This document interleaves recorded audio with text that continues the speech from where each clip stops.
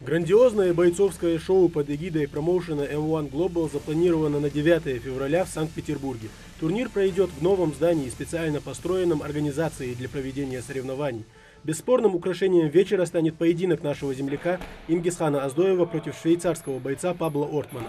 Рекорд соперника Ингисхана впечатляет 7-0, однако нашего бойца это ничуть не беспокоит. Я после того, как объявляю соперника, сразу просматриваю его поединки, вижу, соответственно, рекорд.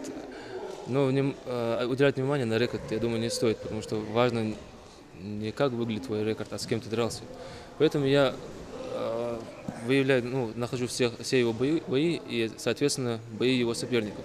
То есть просматриваю, анализирую сильные стороны его соперников и его сильные стороны. Нахожу его слабые стороны. Обладатель лучшего нокаутирующего удара 2017 года по версии болельщиков, Ингисхан и в этот раз планирует показать зрелищный бой. Но не стоит забывать о некоторых навыках, над которыми надо работать. Речь идет о борьбе в партере. Именно ее отрабатывает Ингисхан в последние недели. Прошлый сбор в декабре месяце прошел успешно, отмечает боец. Теперь самый пик тренировок. После этого остальной подготовку я проходил именно здесь, у нас в клубе «Нарт» и в клубе «Муслим», который находится в городе Сунчи. При подготовке я больше времени уделял именно борьбе в партере, особенно с забиванием. Где-то 80% своих тренировок я посвящал именно партеру.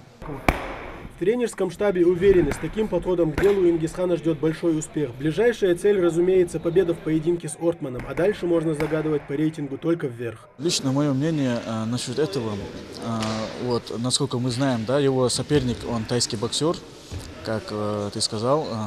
Ингисхан может ему и в стойке показать сопротивление, и в партере. Так что Ингисхан за последние 2-3 года хорошо набрал. Еще один наш земляк, который уже знает своего соперника, Алик Албагачиев. Он в прошлом году провел выдающийся бой в Казани против Руслана Хисамуддинова и сумел одержать победу в гостевых стенах. Дата предстоящего боя еще не назначена, однако тренировки проходят очень интенсивно. Впрочем, как всегда. У меня еще впереди предстоит посетить сбор. Я думаю выехать в Чеченскую республику, в Беркут. Уже после числа 20-го планирую выехать туда на сборы, уже подтянуть функционалку полностью. Соперник у меня достойный, можно сказать, самый сложный был соперник из всех, которые у меня были.